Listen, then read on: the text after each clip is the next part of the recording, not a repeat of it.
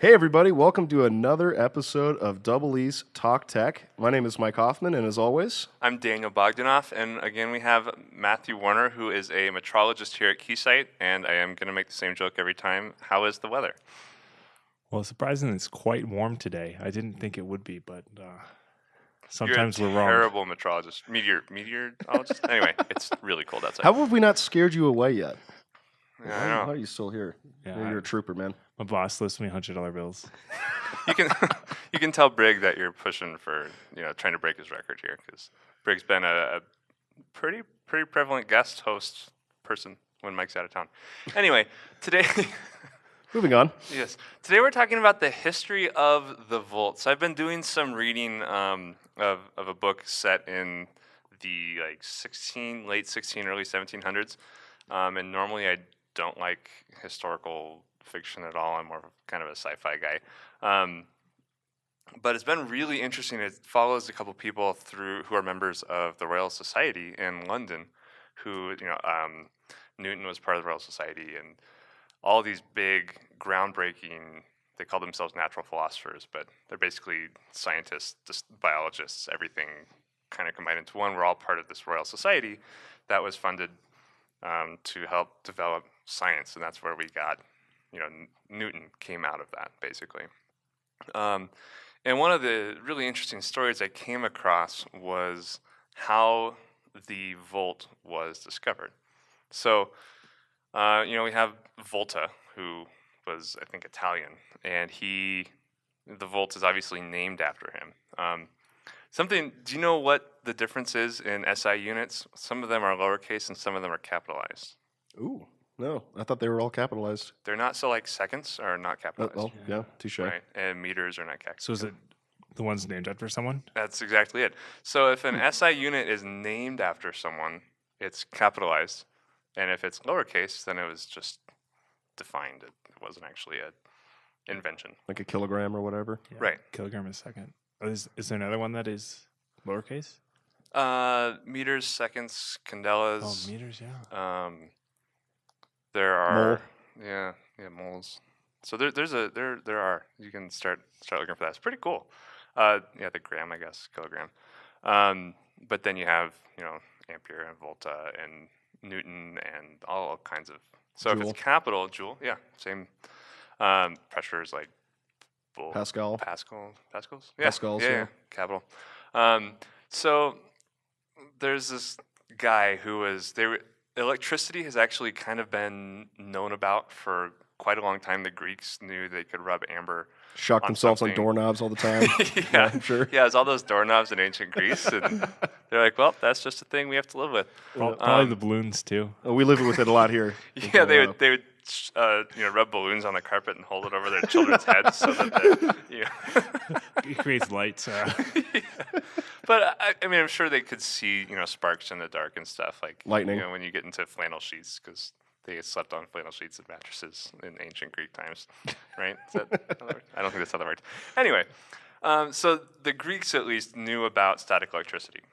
So you could take amber and rub it on fabric or something, and it would actually collect dust, right? So, you've seen that paper statically clings to things. And so there's kind of been this understanding of the existence of electricity for a long time.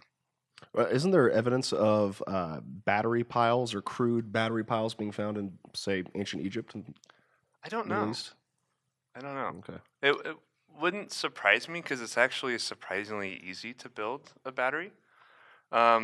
You just have to get lucky enough to stack the right things on top of each other. Isn't it just like a potato and a couple wires and you're good? Or Yeah, potatoes are actually batteries, so no, that's not true.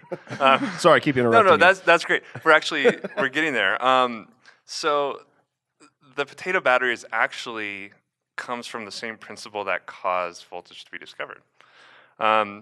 So early 1600s, science kind of wavered for a while between the Greeks and the early 1600s. There was a lot of research in biology and all that, but not so much in this movement of natural philosophy. So that's when Hooke discovered cells through a microscope, and they were performing all kinds of surgeries and autopsies on animals to learn more about what the organs did, and it's a crazy time to be alive, I think.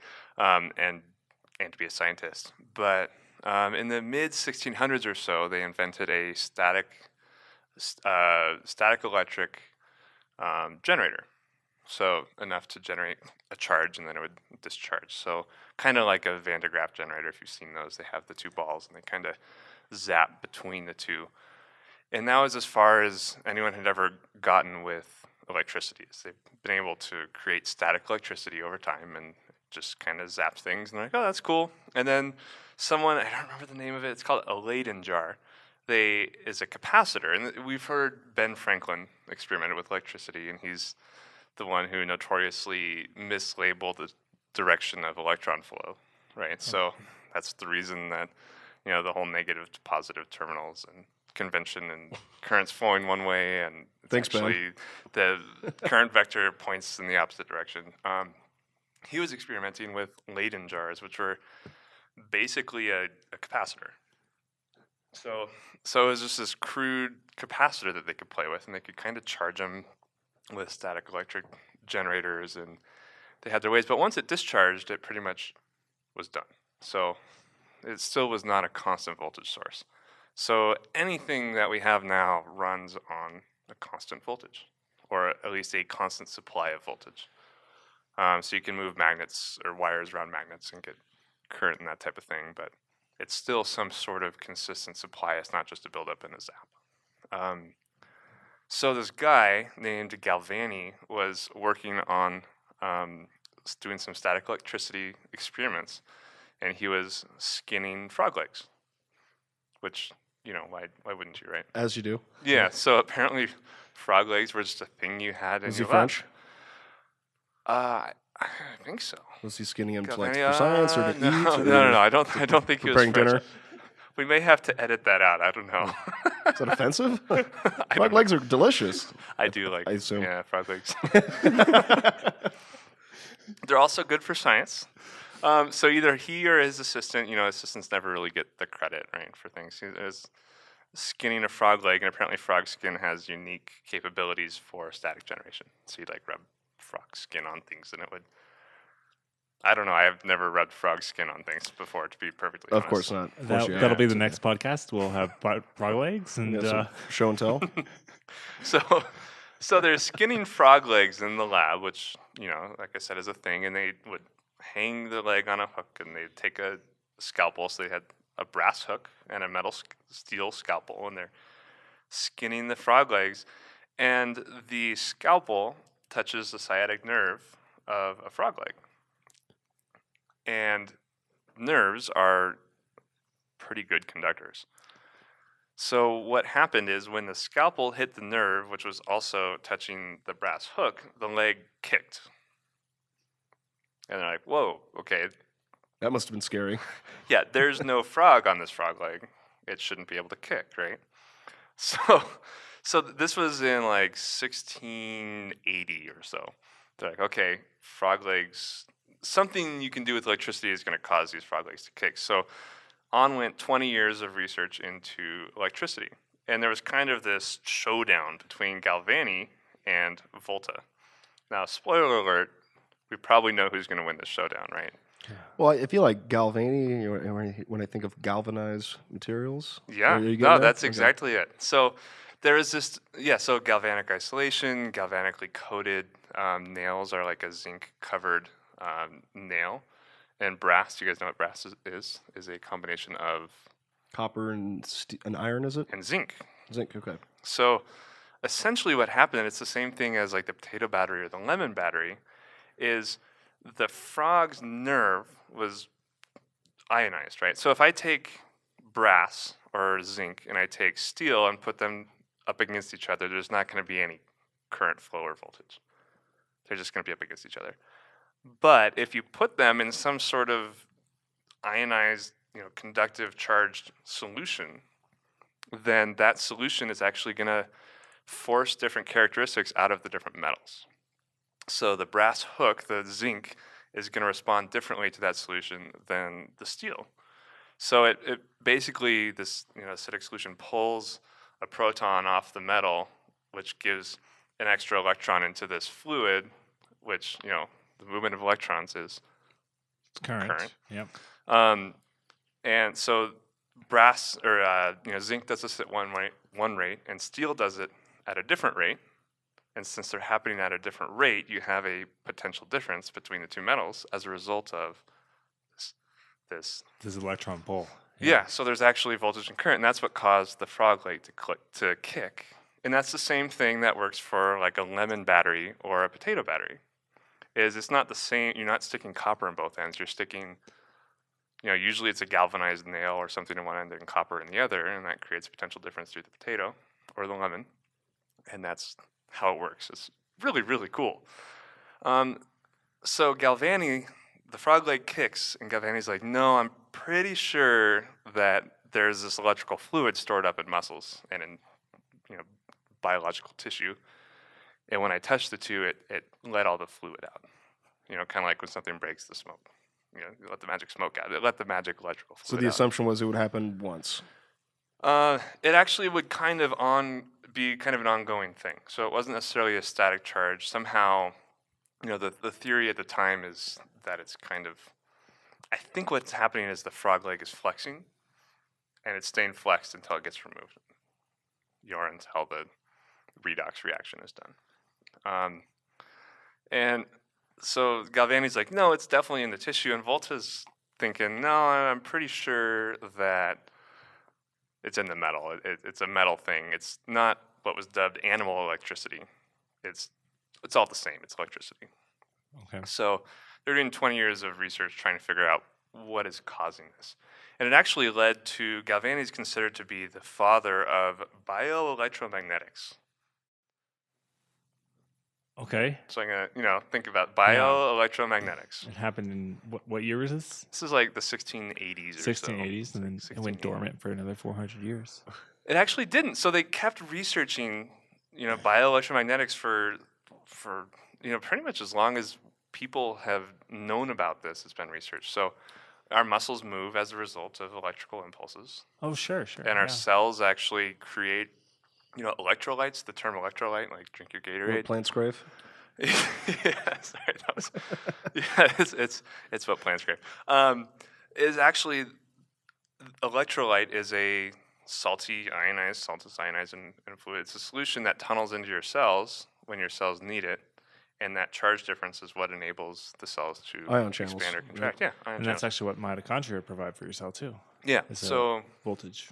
So all this comes from Galvani skinning a frog leg. And you can actually, there's another independent voltage source that they found as a result of this is if you damage tissue. So if you cut it with a scalpel or beat it up, whether it's alive or dead tissue, it actually creates a charge. Okay. So they invented, this is the coolest thing ever, frog leg batteries. So you could take like frog thighs and prep them with a scalpel, and that would damage the tissue enough that you'd get a potential difference, in this tissue, and then you could nest a bunch of them together and connect wires at the end, and you had a bio battery. And This is like the premise of the Matrix, right? I was gonna say it's the premise of American Maybe. football. That too, yeah. We're getting pumped up. Hit me. So even after Volta discovered a constant voltage source, bio batteries, they played with them for a long time. So they made, the one I read about was oxen head batteries. So you could take a series of ox heads and chain them all together and make a battery out of it. That's awesome. It just blows my mind. It's like this. We should have prepped for this podcast and brought some ox heads on. No, I'll spare you all that. But I mean, thank you. My conclusion here is that electrical engineering is definitely not what it used to be. What a time. It would have been a great, like you said earlier, what a time to be alive. Yeah. What'd you do today? Well. So there's all these demonstrations throughout time for the Royal Society Yep. of like this electricity. So Volta is still, even after Volta discovered the volt, like I said, they're still experimenting with electricity. And Galvani's nephew, I'll digress a little more. This is so cool. He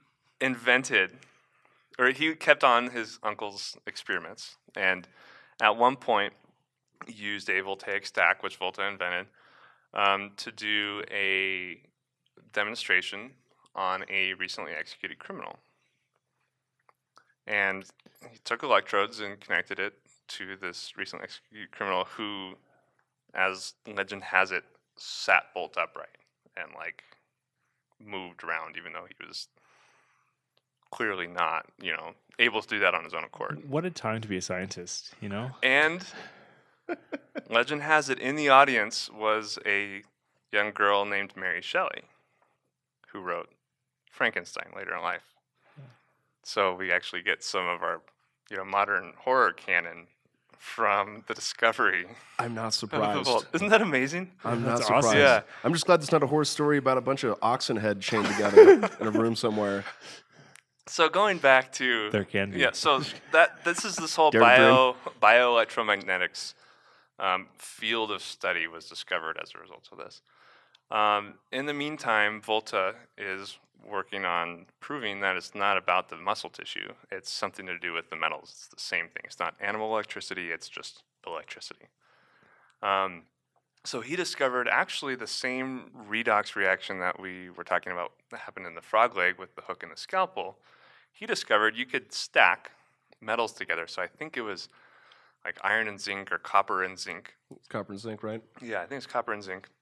And then you could also stack salty wet cardboard in there. So you'd have zinc, wet, saltwater cardboard, and copper or iron, and you'd get a potential difference between the two.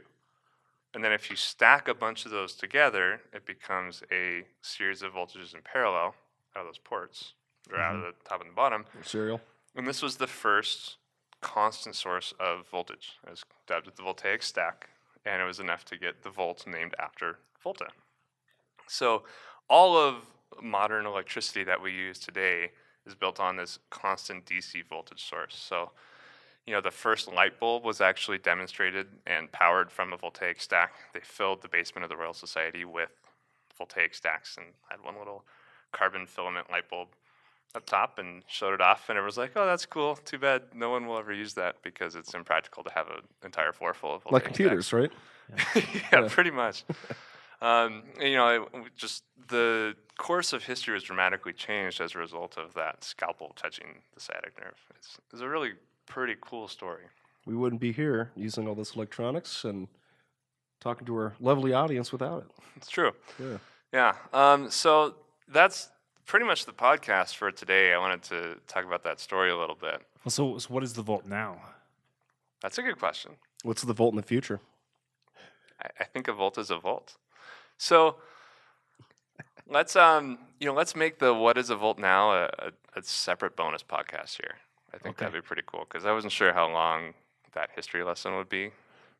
It's a pretty good amount of time. It's so cool. I as I was discovering that, it just seemed too good to be true, right? Like It would have been very interesting to be living in those times where it's like we're kind of in this what's the internet joke right now? We're kind of we were born too soon to explore the universe, but born too late to explore the world around us, but born just in time to browse dank memes. oh, what a time to be alive. Yeah. It reading through history a little bit makes me kind of sad to have not been alive and born into the right family at that point in time. Yeah. Because to be a natural philosopher, as they called it that because you have philosophy and philosophy has been around for a long, long time. How do we think and exist? Natural philosophy was more how does the world exist and operate? Did you know that if you go on, I've tested this theory, by the way, if you go on Wikipedia, any Wikipedia page at all, pick one at random, and click the very first link within the body of the page, and do that a certain number of times, I think it's like at least within 10 clicks, you'll be on the page for philosophy. Yeah, I think there's an XKCD on this, right? There's Yeah, a couple I'm of sure. loops, but in general, try it. Click the very first link that's not like an annotation or something, right? Right. It's like the very first link that goes to another Wikipedia page. Yeah, it's pretty glorious. Yeah. Start with football and go to sport. Start with, go to sport. It'll go to a competition. Go to competition. It'll go to like psychology. And then eventually get you to philosophy. Yeah. Oh, okay. Yeah. I think it's interesting. Philosophy is really just like the rational thinking of the world, Thing. Yeah. which is really just what science and math is too. Yeah, it's cool. And back then, to be successful, like us, we go to school for a long time to learn about very specific fields. For them, they had to be kind of the content expert on and technical expert on everything. So kind of the Renaissance man of science. There's also a lot less to know than, you know. It's true. Yeah, it was more, you had to, like, just take assumptions from other people and try and prove them wrong. So a lot of personal rivalries about theories. So like the Volta Galvani rivalry was, pretty strong. I don't think history tells us they didn't personally like have it out for each other, but there were pretty dramatic theories against each other. There's a lot of these historical rivalries that I feel like have been dramatized a bit through time. Yeah. You think of Tesla versus Edison, right? Sure. Like they were, arm wrestling each other every day and, taking out ads in the newspaper, trash talking each other. It's like, probably not. Yeah. Right? But everyone loves to think Thomas Edison was some sort of crazy man. Right. It's like, okay. They were both crazy men. Probably, yeah, exactly. You got to be a little crazy to do great things like that. Yeah. All right. So I didn't prep anyone for this. Any predictions?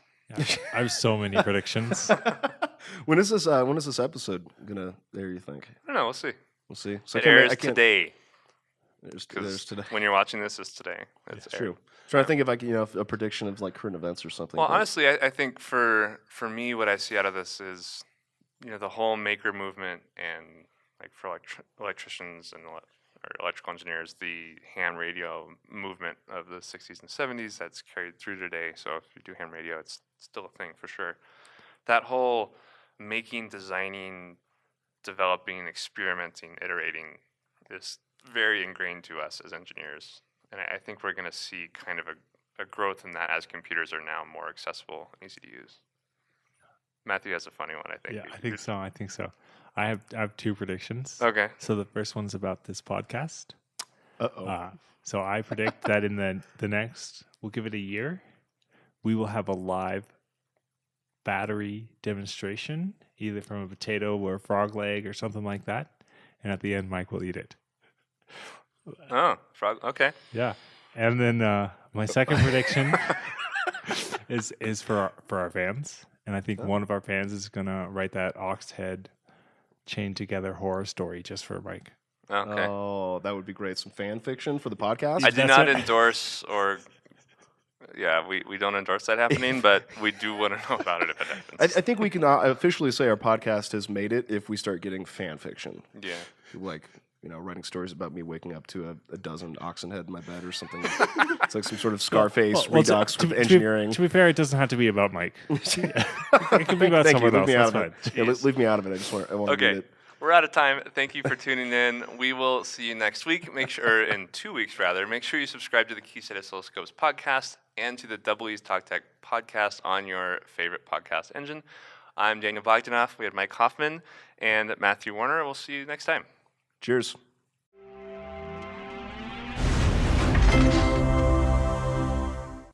How come I don't get a prediction, by the way? Oh, do you have a prediction? Not anymore. What's your Jeez. prediction? My prediction is that you're going to skip my prediction. It already happened. It's a self-fulfilling prediction. I'm sorry. You didn't seem to have one. So No, I really didn't. I was going to make a prediction related to a solar flare knocking out all of our technology, and then ox farming being the next big thing.